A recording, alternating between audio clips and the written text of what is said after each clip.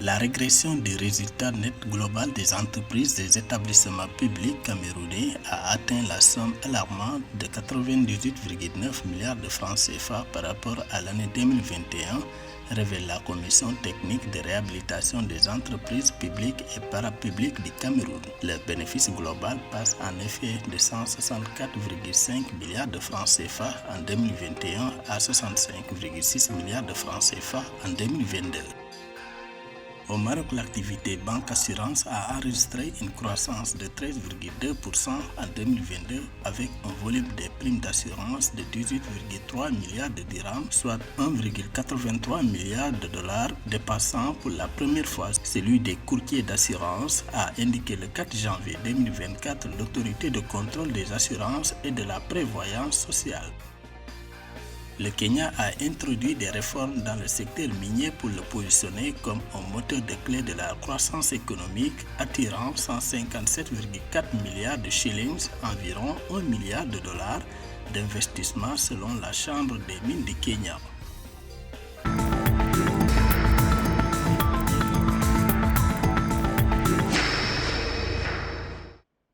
La régression du résultat net global des entreprises et établissements publics camerounais a atteint la somme alarmante de 98,9 milliards de francs CFA en 2022 par rapport à l'année 2021, révèle la Commission technique de réhabilitation des entreprises publiques et parapubliques du Cameroun. Leur bénéfice global passe en effet de 164,5 milliards de francs CFA en 2021 à 65,6 milliards de francs CFA en 2022. Entre 2021 et 2022, cette régression affiche un taux de 60%.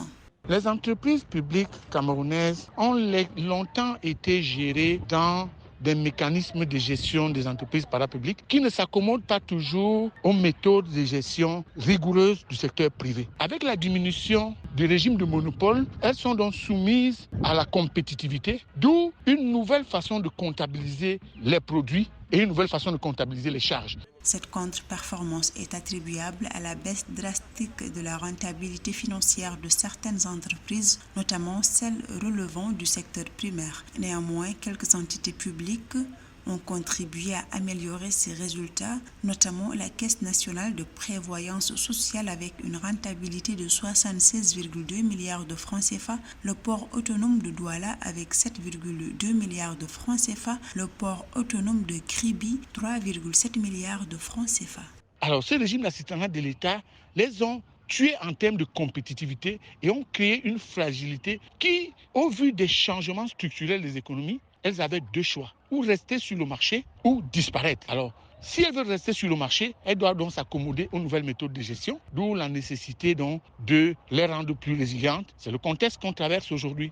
La baisse substantielle de la rentabilité des entreprises publiques au Cameroun en 2022 représente un défi économique majeur.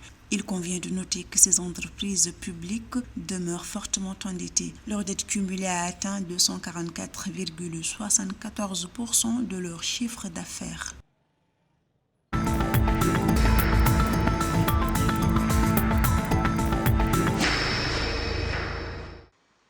Au Maroc, l'activité de banque-assurance a enregistré une croissance de 13,2% en 2022 avec un volume des primes d'assurance de 18,3 milliards de dirhams, soit 1,83 milliard de dollars, dépassant pour la première fois celui des courtiers d'assurance, a indiqué jeudi 4 janvier 2024 l'autorité de contrôle des assurances et de la prévoyance sociale.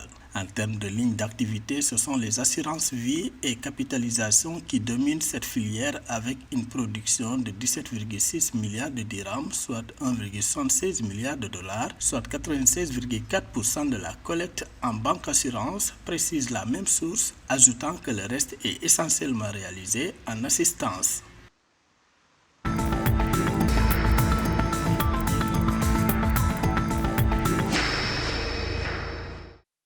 Le Kenya a introduit des réformes dans le secteur minier pour le positionner comme un moteur clé de la croissance économique, attirant 157,4 milliards de shillings, environ 1 milliard de dollars d'investissement, selon la Chambre des mines du Kenya. Selon ce dernier, les revenus provenant des redevances minières devraient augmenter à la suite de la levée du moratoire sur les activités minières et les réformes du secteur minier devraient porter le PIB du Kenya à 1,6 billion de shillings. La Chambre des mines du Kenya est optimiste quant au fait que les réformes augmentent la contribution du secteur minier au PIB à 10% d'ici 2030.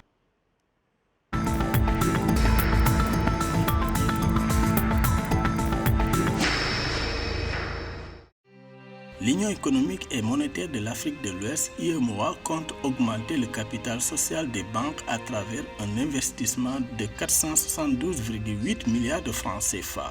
Cette augmentation de capital minimum ordonnée par le Conseil des ministres de l'UEMOA fin décembre 2023 concerne 65 banques chargées d'apporter un montant supplémentaire de 472,8 milliards de francs CFA, soit 850,8 millions de dollars.